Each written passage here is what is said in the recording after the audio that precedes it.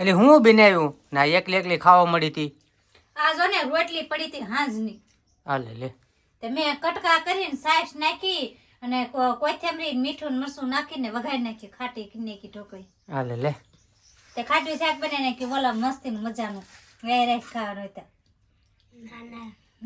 ના હવે છોકરા ના પડે નથી ખાવું. એમ બધા છે ને ખાટી ઢોકળી ખાવા બેસી ગયા મસ્ત મજાની જમે બનાવી અંદર ડુંગળી ને એવું વઘાર કરીને આઈ કલા મેં બનાવી બોલો.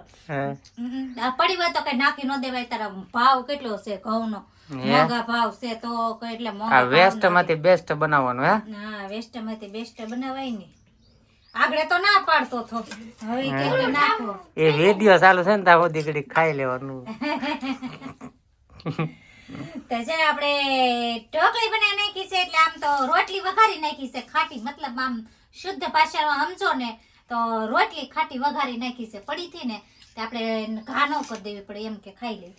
પછી આપણે બીજી રોટલી બનાવી નાખી છે તાજી તાજી.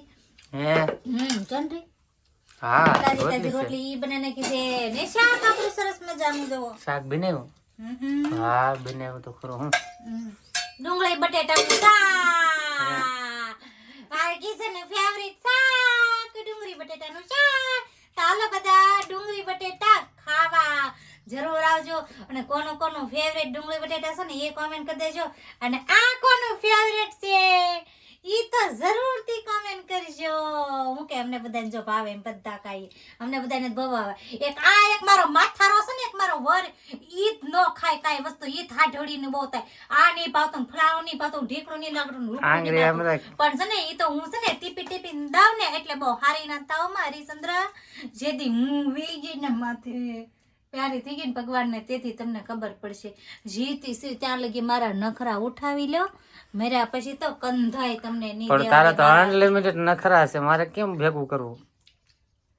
સમજો છે ઘડીક માંથી ભૂહડિયો કરી હોત કે એક વેણ એટલું બોલે ને તો આમ આપણા માથા ઉપરથી પાણી હોય તે વટી જાય એવું બોલ નાખે એક જરીક માથા પેલું પાણી આ ઉનાળાના તડકાનું ત્યાં પાણી હે એ મારે બોટલ ભર્યું હોય આખું વાતું કરો છો ત્યારે.